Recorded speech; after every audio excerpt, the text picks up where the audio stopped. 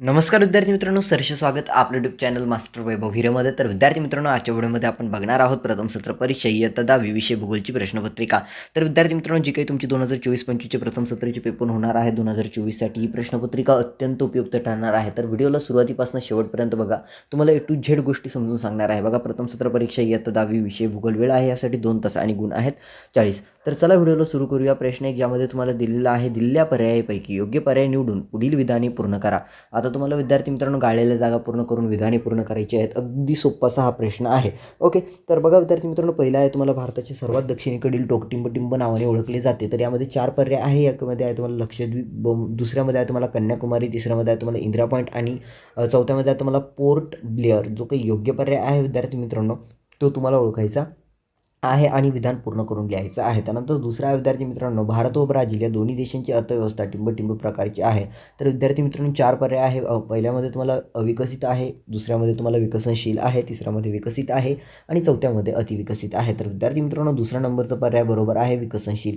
त्यानंतर आहे विद्यार्थी मित्रांनो, लोकसंख्येच्या बाबतीत भारताचा जगात टिंब क्रमांक लागतो. तर विद्यार्थी मित्रांनो भारताचा दुसरा क्रमांक लागतो लोकसंख्येच्या बाबतीत जगामध्ये. त्यानंतर आहे विद्यार्थी मित्रांनो, अचूक गट ओळखा. अचूक गट ओळखायचा आहे तुम्हाला. भारतातील राज्य महाराष्ट्र, गुजरात, आमापा हे भारतातील राज्य नाही. त्यानंतर विद्यार्थी मित्रांनो मध्ये आहे तुम्हाला, ज्यामध्ये आहे मणिपूर, केरळ, अलगवास. तर विद्यार्थी मित्रांनो अलगवास हे देखील भारतामध्ये नाही आहे. हे जे आहे ते बांगलादेशमध्ये आहे, ब्राझीलमध्ये आहे. त्यानंतर मध्ये आहे विद्यार्थी मित्रांनो मध्य प्रदेश, सिक्कीम आणि आंध्र प्रदेश.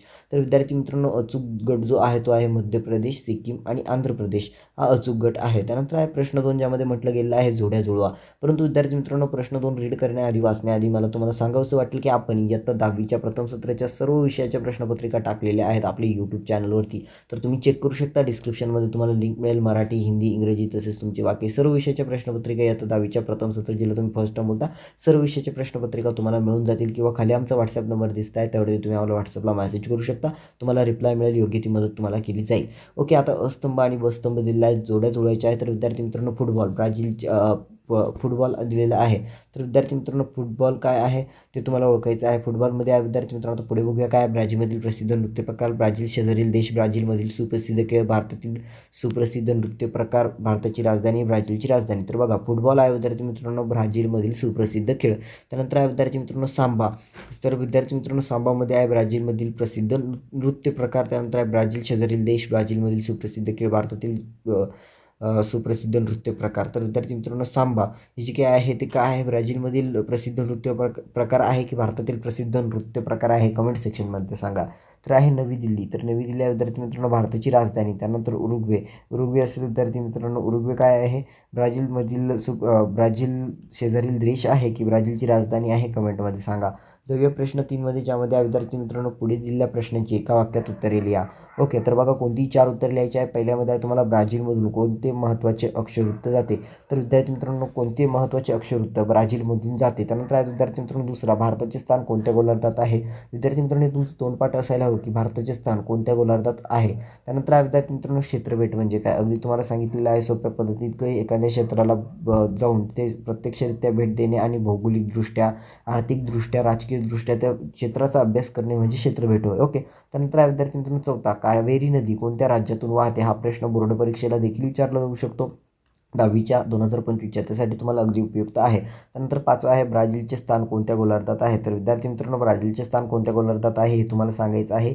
त्यानंतर आहे प्रश्न 4, दिलेल्या भारताच्या नकाशा आराखड्यात पुढील घटक दाखवा, नावे द्या व सूची तयार करा.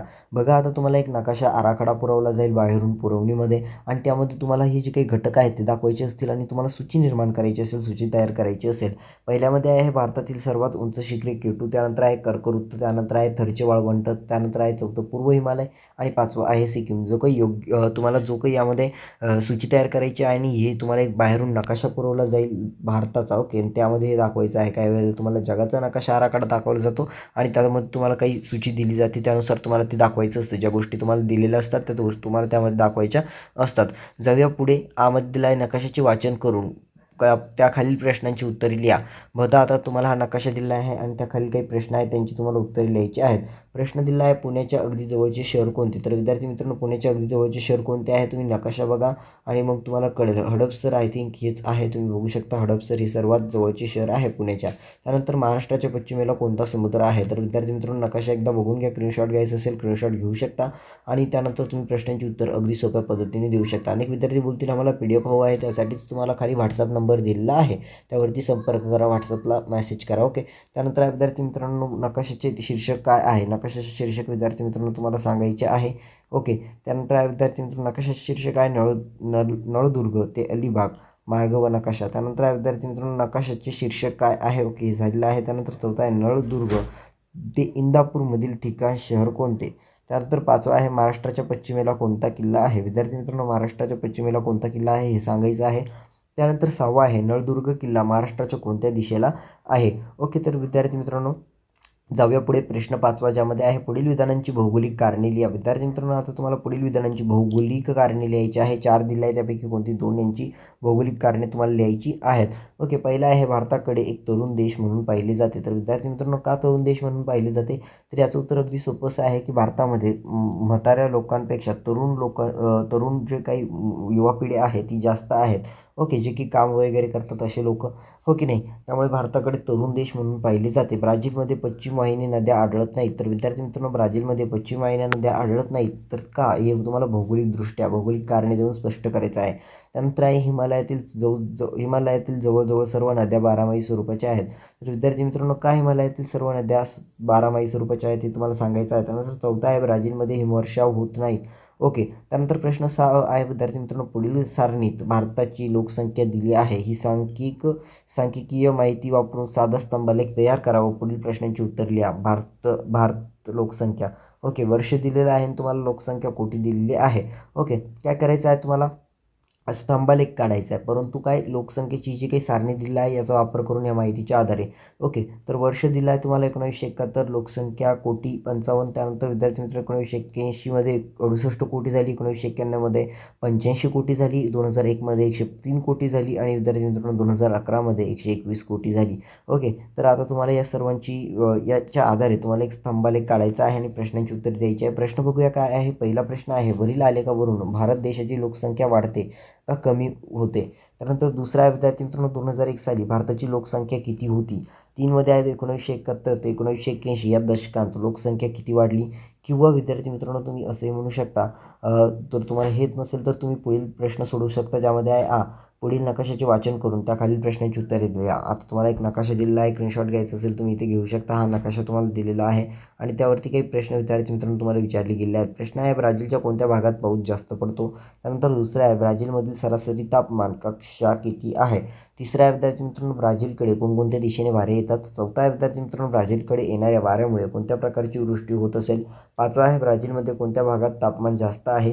त्यानंतर 6वा आहे विद्यार्थी मित्रांनो 0 डिग्री ते 5 डिग्री उत्तर व दक्षिण या पट्ट्यात वाऱ्याची स्थिती कशी असेल. ओके. जाऊया विद्यार्थी मित्रांनो शेवटच्या प्रश्नाकडे. परंतु शेवटच्या प्रश्नाकडे जात असताना त्याआधी तुम्हाला इम्पॉर्टंट बात सांगायची राहिलीच की जेही विद्यार्थी नवीन आलेले असतील आपल्या चॅनलवरती आणि अजून त्यांनी चॅनलला सबस्क्राईब केलेलं नसेल सो प्लीज व्हिडिओला लाईक आणि चॅनलला सबस्क्राईब करून ऑल नोटिफिकेशनवरती सेट करा, कारण अशाच नवनवीन शैक्षणिक व्हिडिओ आपण तुमच्यासाठी घेऊन येत असतो.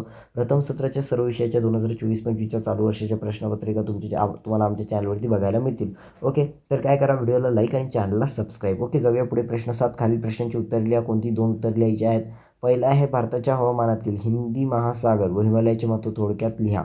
त्यानंतर दुसरा आहे भारताच्या मैदानी प्रदेशाची वैशिष्ट्ये लिहा. त्यानंतर तिसरा आहे भारताचे स्थान व विस्तार याविषयी माहिती लिहा. त्यानंतर चौथा आहे क्षेत्रभेटी दरम्यान कचऱ्याचे व्यवस्थापन कसे कराल.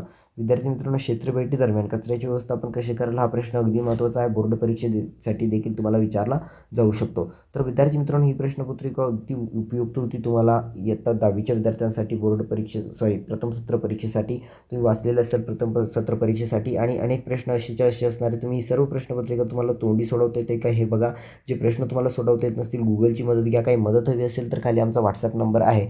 ओके. तर व्हिडिओला लाईक करा, चॅनलला सबस्क्राईब करा. विद्यार्थी मित्रांनो तुम्हाला तुमच्या स्क्रीनवरती आता काही व्हिडिओ आणि काही प्लेलिस्ट दिसत असेल, प्लेलिस्टवरती क्लिक केल्यानंतर इयत्ता 10वीच्या सर्व विषयाच्या प्रथम सत्राच्या प्रश्नपत्रिका तुम्हाला दिसायला इथे सुरुवात होईल. त्यानंतर तुम्हाला एक दुसरी व्हिडिओ दिसत असेल, त्यावरती क्लिक केल्यानंतर ती व्हिडिओ दिसेल. खाली तुम्हाला सबस्क्राईबचं ऑप्शन दिसत असेल, तुम्ही सबस्क्राईब करू शकता. ओके विद्यार्थी मित्रांनो, तुम्हाला सर्वांना या भूगोलच्या पेपरसाठी प्रथम सत्राच्या परीक्षेसाठी हार्दिक शुभेच्छा देतो. आणि तसेच विद्यार्थी मित्रांनो, तुम्हाला आता दिवाळीच्या काही 5 ते 6 दिवस देखील सुट्ट्या लागणार असतील, तर त्यासाठी मी तुम्हाला सर्वांना दिवाळीच्या देखील हार्दिक शुभेच्छा देतो आणि या व्हिडिओला इथेच थांबवतो. धन्यवाद.